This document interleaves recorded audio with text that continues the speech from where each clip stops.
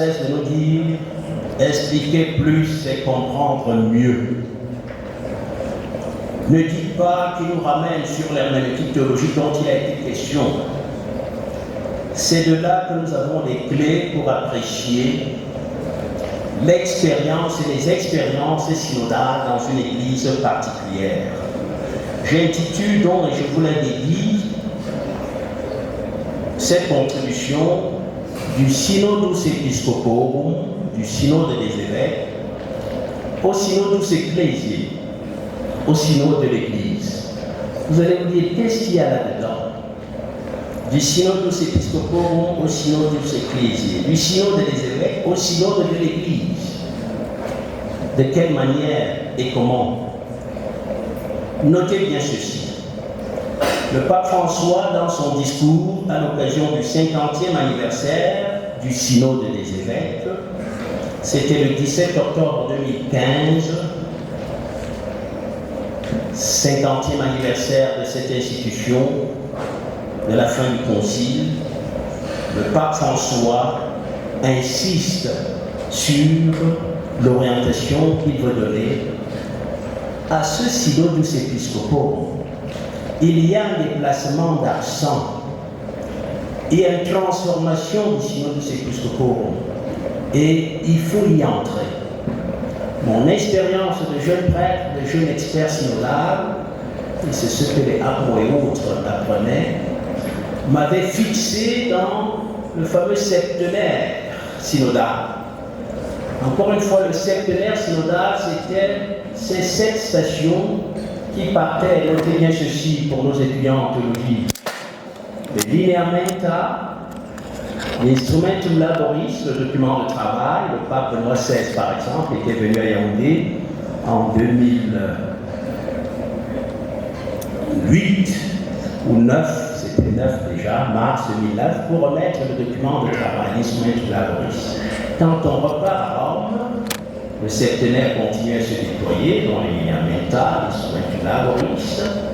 Il y a toujours, et très important, cet organe, les cercles ou les groupes de travaux, les circuli minores, c'est là que naît le concile ou le synode. C'est là qu'on travaille avec l'instrument de travail. De là, il y a un premier rapport, la relation antedissertationnelle, suivi d'un deuxième rapport qui tire parti du travail qui a été fait. Et puis, il y a les propositions. Voilà la genèse des propositions d'un synode qui seront la matière à partir de laquelle le pape va élaborer son exhortation post-synodale. Mais avant cela, chaque synode se termine, comme vous le savez toujours, par le nuncius, le message.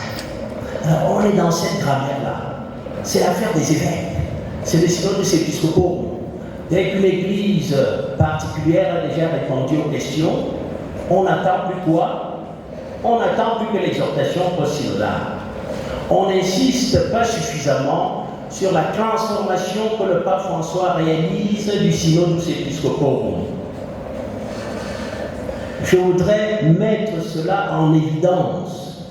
Nous sortons d'une grammaire du Synode des évêques qui dure depuis 1965 à sa transformation et à son renouvellement comme conséquence même de l'intention du Concile Vatican II, à savoir par la vocation baptismale, tout baptisé est engagé dans la marche de l'Église. On le sait, on le dit, on l'applique. Mais avec le pape François, cela se réalise.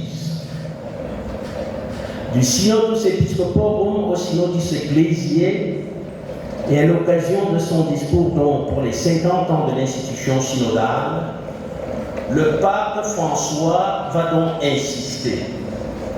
Il passe en revue rapidement l'héritage de ses prédécesseurs. C'est Paul VI qui fonde cette institution. Et Paul VI lui-même envisage déjà que ce synode puisse rappeler l'image du Concile Vatican II, qu'il puisse en refléter l'esprit et la méthode. C'est son discours du 30 septembre 1967. Le même Paul VI, dans son Motu Proprio Apostolica Sollicitudo, avait insisté pour que l'organisme synodal soit perfectionné. Nous faisons grand bond avec le pape François, Jean-Paul II. Jean-Paul II, je cite, « Peut-être cet instrument pourra-t-il être amélioré. La responsabilité pastorale collégiale peut sans doute s'exprimer encore plus dans le synode des évêques. » Ça, c'est Paul VI, 83. Benoît XVI, vous connaissez l'ordre synodier Episcoporum 2006, comme ça vous avez ce triplé, approuve à la lumière des apports du nouveau droit canon. Donc, quand ils disent ce sont là, le droit canon n'est pas un décor. Le droit canon de 83, il arrive à cet âge-là, tant d'années après 65 et après les textes conciliaires, mais il continue à imparter l'ecclésiologie et le reste, dont le pape Benoît XVI, ancien périclus de ce concile, va prendre la mesure et les incidences du nouveau droit canon 83 dans l'Ordo Synodi Episcoporum.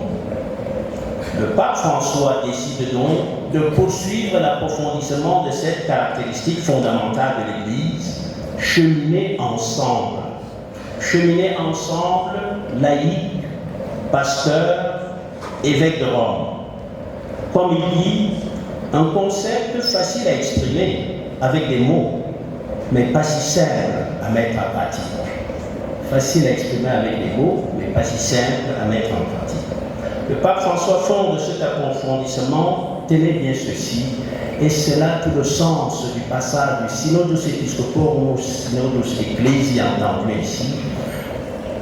Le sensus fidei, tout est là. Le sensus fidei. La collectivité du fidèle, je le cite, ayant l'onction qui vient du Saint-Esprit, ne peut se tromper dans la foi. Ce don particulier qu'elle possède, elle le manifeste moyennant le sens surnaturel de foi qui est celui du peuple tout entier. Lorsque, par exemple, des évêques, jusqu'au, passez l'expression, au dernier des fidèles laïcs, des évêques jusqu'au dernier des fidèles laïcs, elle apporte aux vérités concernant la foi et les mœurs, n'est-ce pas, son consentement de foi. C'est le fameux Incredendo, sur lequel le pape François insiste tant. Il revient dessus dans l'Evangelii Gaudium, au numéro 219, au numéro 119, au numéro 120. Je cite, « Chaque baptisé, quelle que soit sa fonction dans l'Église, et le niveau d'instruction de sa foi, est un sujet actif de l'évangélisation. » Encore une fois, chaque baptisé, quelle que soit sa fonction dans l'Église, le niveau d'instruction de sa foi est un sujet actif de l'évangélisation, et vous comprendrez pourquoi on fait davantage encore exception de son concept de disciple missionnaire. Le pape François souligne donc que le sensus fidei empêche la séparation entre une église enseignante, l'Ecclesia Dogens, et une église qui chemine, discerne, l'Ecclesia Discens. Le pape François dit que pour le peuple de Dieu qui chemine, il y a toujours le flair. Ce flair pour discerner les nouveaux chemins que l'Esprit montre aux églises. Je tenais à insister sur ce déplacement, encore une fois, du synode des évêques, entendu comme l'affaire des évêques dès qu'on a fini de répondre aux questions de Lineamenta, à ce qui est le synode de l'Église entendue à tous les niveaux, par toutes les cellules. Et on peut être explicite, les jeunes, les associations, les communautés ecclésiales vivantes, etc., etc., etc. Et c'est pour cela que le pape François l'ancien archevêque de Buenos Aires, Giorgio Bergoglio, principal rédacteur d'Aparecida,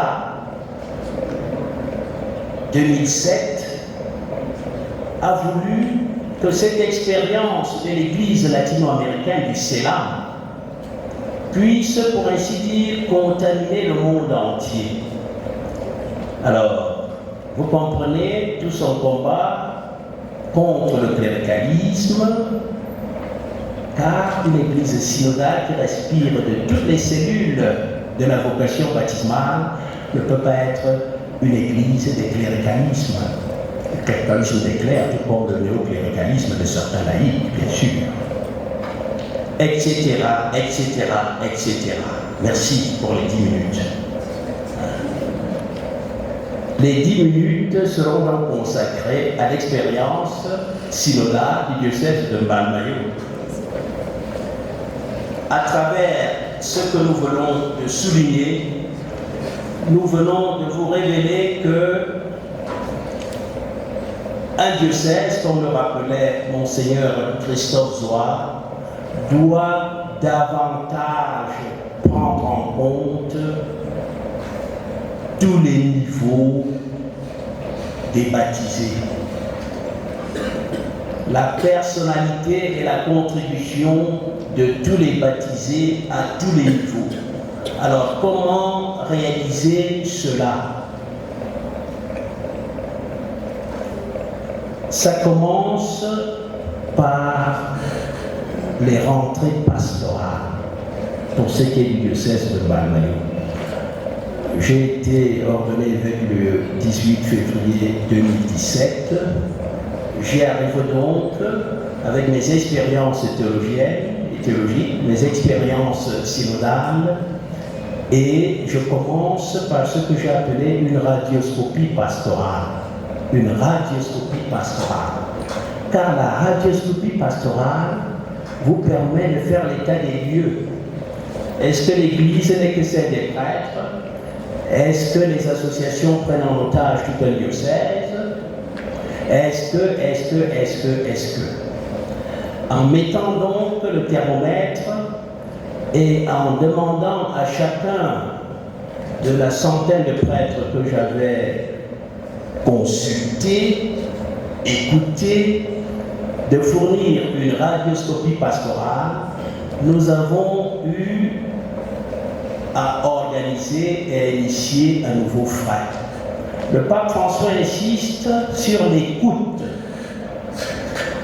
Écouter, pas entendre, écouter.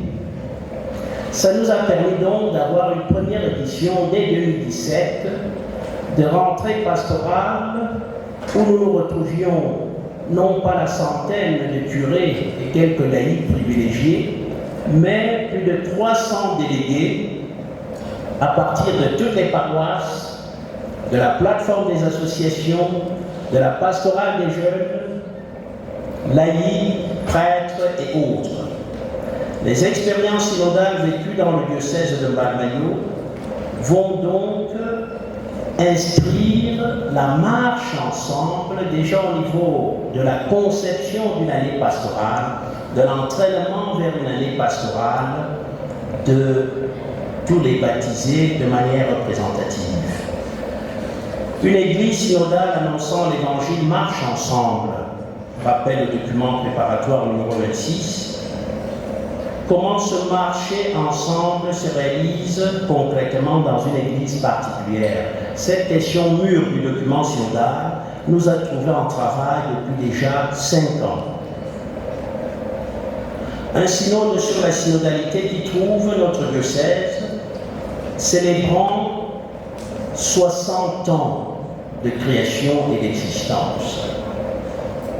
N'hésitez pas à vous procurer le numéro spécial de la revue diocésaine à ce sujet, qui est donc une mémoire de la marche synodale de cette église depuis 1961, église fondée par Monseigneur Paul Edoga, diocèse est créé par le pape Jean XXIII. La célébration des 60 ans du diocèse, faisant mémoire de sa fondation, dans son programme, dans la manière dont il a été vécu, a voulu inscrire ce marché ensemble à travers pèlerinage, célébration sur les 2 zones pastorales de Mbamayo et d'Akololinga. Nous avons bien sûr aussi initié ce que j'appelle un vadémécum. Il s'agit de style. La manière dont la pastorale doit se déployer et ce que ça suscite ou suggère pour le pasteur, pour les associations, pour tous ceux qui sont partie prenante de la démarche pastorale. Cela est résumé et revient chaque année depuis 5 ans et toujours à la même page 4 du calendrier liturgique. Entrer dans la synodalité, c'est quand, après avoir confié à tous les prêtres du diocèse de Mbamayo, à quelques membres des associations, ce que j'avais appelé 20 points d'attention. Ces 20 points d'attention qui sont devenus un document qui sert de boussole. Ils vont depuis les questions de liturgie et de catéchèse jusqu'aux questions de gestion des structures ecclésiales et de défis de la pastoralité par ces temps-ci. La synodalité dans le diocèse de Mbamayo, c'est aussi la vie dans les secteurs pastoraux. C'est un diocèse qui se retrouve sur les 2 départements de Lyon et Foumois et de Lyon et Sceaux, avec 9 secteurs pastoraux. Si ces secteurs pastoraux existaient, ces secteurs n'avaient pas de dynamisme et d'animation. Je suis heureux de savoir aujourd'hui qu'un secteur qui regroupe plusieurs paroisses a un rythme quasi mensuel de retrouvailles, avec un tournus où les uns et les autres se retrouvent sur les questions concernant justement la pastorale, la catéchèse, etc., etc. Les associations catholiques, nous avons fait un grand travail de refonte et je suis heureux de le dire à l'endroit. Je crois que le cycle des laïcs théologiens existe toujours, si. Car quand ce cycle a été inauguré ici, au temps de certains des Canards, n'est-ce pas, Antoine Somba et Sina et compagnie, hein, vous savez, on avait des laïcs, passés par l'expression, un peu francs-tireurs. C'est-à-dire, bien sûr, qu'ils venaient par leur propre quête. Et il y avait un souci qu'on ne vous exprimait toujours pas. Où est-ce qu'ils vont se retrouver comme gourous? Comme gourou, je dis, hein, le Père Antoine Gédarvé, je vous salue. Hein, dans la question de la formation des laïcs que vous avez introduite, c'est-à-dire les laïcs ne sont pas des francs-tireurs, non. Vous êtes baptisés, vous êtes issus d'une communauté de foi, d'une paroisse, d'un mouvement, et on se disait vont retourner avec leur licence en sciences religieuses et autres, en montrant au curé, en montrant aux autres, ce fameux cléricalisme du laïcat que le pape François approuve, alors que c'est tout autre chose quand, après être buriné par l'intelligence de la foi et par la théologie, laïque en quête d'intelligence de la foi, on retourne pour s'engager. 5 minutes, c'est beaucoup trop, je vais conclure avant. Dans les associations catholiques, il y a des enjeux, car nous avions trouvé une situation qui risquait d'enfermer certaines associations dans leur propre vie. Quelle est la fonction, quel est le motif d'une association catholique? C'est la sanctification. Nous avons 5 critères explicites et le pape François va revenir en 2016. Je n'ai pas le temps d'en faire l'herméneutique ici, peut-être que le Père Augustin en a parlé, dans son discours de janvier 2016 à l'Assemblée plénière de la Congrégation pour la doctrine de la foi, où il en appelle à une saine articulation, justement, des dons hiérarchiques et charismatiques. Hein? Cette affaire-là est très importante, dont les associations sont de bons véhicules par les 5 critères qui en sont dégagés pour la sanctification du laïc baptisé, du fidèle laïc. La saine articulation des dons hiérarchiques et charismatiques. Il y a du nettoyage à faire. Il y a des vérifications à faire dans toutes les églises particulières à ce sujet. Nous avons là un canoniste, pasteur et ecclésiologue, car vérifier comment au sein de chaque association et la plateforme des associations, on marche ensemble. Et notre critère à nous reste toujours dans la foi, dans l'espérance et dans la charité. Je pourrais continuer notre marché ensemble, le diocèse de Mbalmayo prend aussi en compte l'éducation intégrale. Le plus gravissimo education jusqu'au dernier grand texte sur l'éducation, la conférence et le texte du pape François sur l'éducation de manière intégrale et globale en temps et par-delà le temps des coronavirus. Au diocèse de Mbalmayo, j'espère que certaines des congrégations qui sont présentes sont là comme dans d'autres. La marche ensemble, c'est de vérifier aussi ce que nous avons enseigné ici en missiologie, ce sur quoi nous avons insisté. Je vois le recteur du grand seigneur Paul Disson qui est là, Motue Relationes. Car à l'époque, il fallait vérifier que les grands séminaristes formés et ces congrégations qui bourgeonnent sur cette colline jusqu'à Goya apprennent à marcher ensemble. Motue Relationes, ce n'est pas d'abord un document canonico-juridique, c'est d'abord ce rappel que l'Église est communio, participation, mission.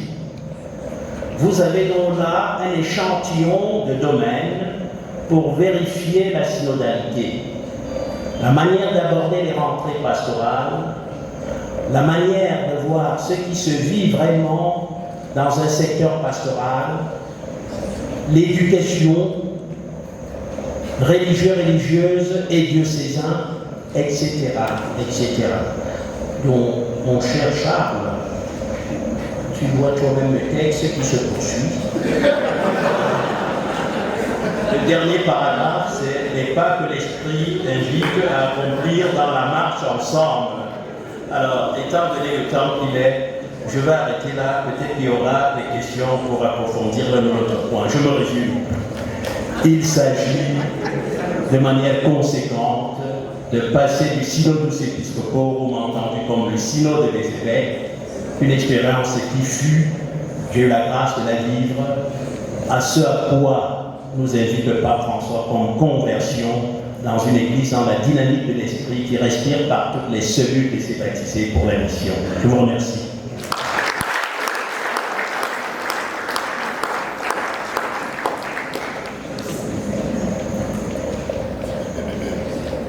Merci, Monseigneur. Nous sommes tout heureux et bien reconnaissants de remarquer que le pasteur n'a pas perdu ses bons réflexes d'académicien, chercheur et enseignant, ce qui explique d'ailleurs pourquoi vous avez commencé votre propos par poser les fondamentaux héuristiques à partir du septénaire synodal, et puis en mettant en exergue ce qui aura constitué l'élément heuristique axiologique de votre propos, donc l'inflexion non seulement sémantique, mais théologique et même théologale qu'opère le pape François du Synodus Episcoporum au Synodus Ecclesiae, pour en arriver à l'articulation concrète qui en est faite dans le marché ensemble synodal, c'est bien plus tautologique, mais si vous me le permettez, donc dans le marché ensemble synodal dont fait l'expérience l'église particulière de Mbalmayo, dont vous êtes le pasteur propre depuis 2017, à travers notamment, vous l'avez souligné vous-même, les rentrées pastorales qui participent notamment d'une radioscopie pastorale la conception d'une année pastorale fruit donc de cette radioscopie pastorale et qui culmine dans des célébrations jubilaires telles que la célébration des 60 ans du diocèse et qui s'articule aussi avec l'initiation d'un vademecum pastoral pour justement permettre le suivi de la vie dans les secteurs pastoraux du diocèse. Mais tout cela accompagné d'un saint discernement des dons charismatiques dans la prise en compte de l'éducation chrétienne catholique. Tout cela en vue de l'articulation dialectique du triptyque communion, participation, mission. Merci une fois de plus, Monseigneur.